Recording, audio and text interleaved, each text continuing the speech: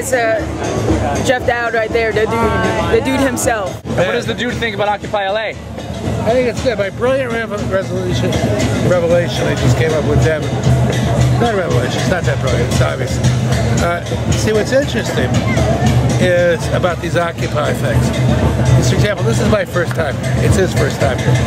Okay, but what's interesting, it's all about the communication. And so, because of the internet, you don't have to be here in a sense, okay? In other words, so I said to him, you know, have you seen any pictures of this before? He said, of course. Have you seen a few videos? Well, of course, he's seen a few videos of people talking. Have you read some things of this? Yeah, he's read some of this. So in other words, the function of the hardcore people are like Eddie, who've been down here, you know, with the tents and in various other places, obviously in New York and other places, is they brought enough attention, so at least we're tuning in on the internet.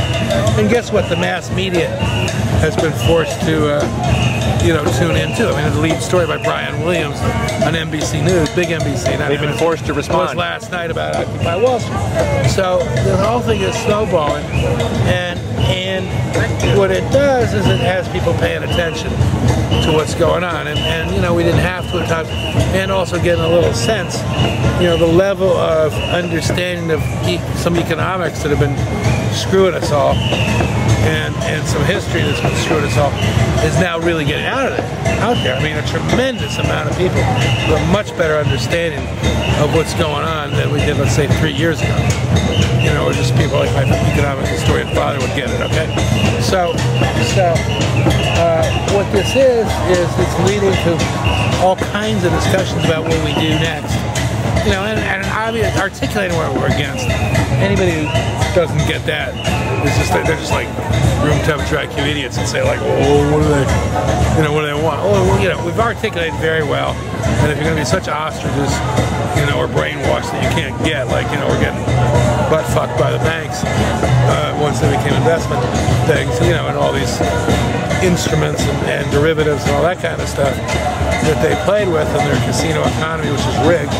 You know, you wouldn't let somebody set up a casino at Disney Hall there, or in this office building, or in the lobby of City Hall, or on this corner if some people were trying to play craps on the street, you know, and especially if it was rigged.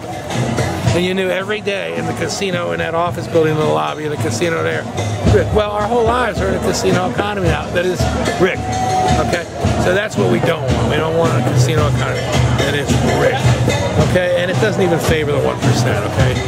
Not, their lives are less than this one. So what we do want is an economy where it doesn't pay to be speculative, but it pays to be productive, okay? That's kind of one of the things why we were regretting, I was saying about Steve Jobs. You know, for whatever faults you may have, or whatever, what the guy stood for was making things that we like. And we're capable of making lots of things here at home in America. We can make them here and still be quote-unquote competitive, don't kid yourself. We can make plenty of things, you know, and we can make it, you know, advantageous to make things here and all that. All this is solvable. The problem is the people, the economy has been financially based for the last 30, 40 years, not production based, okay? It was always production based, and it became financially based, which means it became speculative. Much more money to be made speculating, particularly if you can write a new game. Let's write a new game, and by the time everybody figures it out, we're out of here with the money anyway. And even if our banks fall, what do we care? It's transactional, made the deal. So what we want is a chance to make things again, do things again. Now in the meantime, we're not going to be able to, companies are not going to all of a sudden go green or start making it that easily. So some of the ways we have to do it is on a very small scale. So it's two guys in a garage named Steve, you know, Woz and Jobs. It's two guys in a garage in Seattle. It's a garage band in Seattle, or Eddie Daniels has got a band with her sisters right at her garage, so to speak, okay? Back you know, house or whatever. Or it's you know, people doing street corner hip hop. Or it's people making something. So you go to your regular job, keep your bread on your table, but then you do something with your friends your family, your neighbors, your community folks, your colleagues, maybe a colleague, a friend, somebody from your neighborhood. All get together, three of you do something. And guess what? It doesn't matter if it's a political thing, if it's a quilting contest like I saw in New Zealand, that was pretty cool. Oh, check out the quilting contest, the big thing in New Zealand that day. The hot ticket. The hot ticket. It doesn't matter, you're doing something. Yeah. And that's what we like to do as humans. And we like to trade.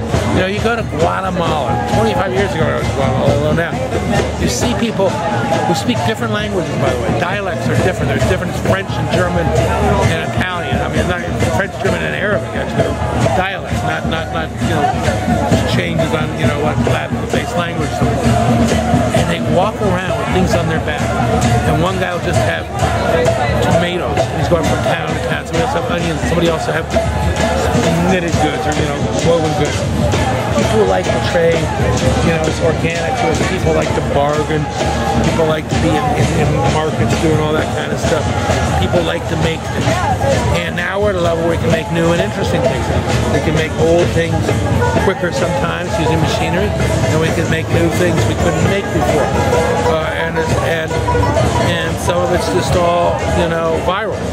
We can make things viral, make things digitally. The movie business doesn't even need actors, so to speak, in a certain sense. We can make all kinds of things. So and what I'm hoping people in our industry will do, in the arts anyway, and particularly in my industry, which is the film industry, is show what's possible. Take movies, and it's one thing for the president to say, well, this is what I like. Because these guys have little credibility at times, certain times, with politicians. It's another thing to show it in the scene of a movie. You know, oh yeah, hey, wait a second. Why aren't we in a public transportation system? Is that cool? Wow, that was cool. I'd like to get to work like that rather than sitting in the 405. I get to work, have my computer terminal there. It's air conditioned and, you know, it's music, the whole 9 yards, and it's cool.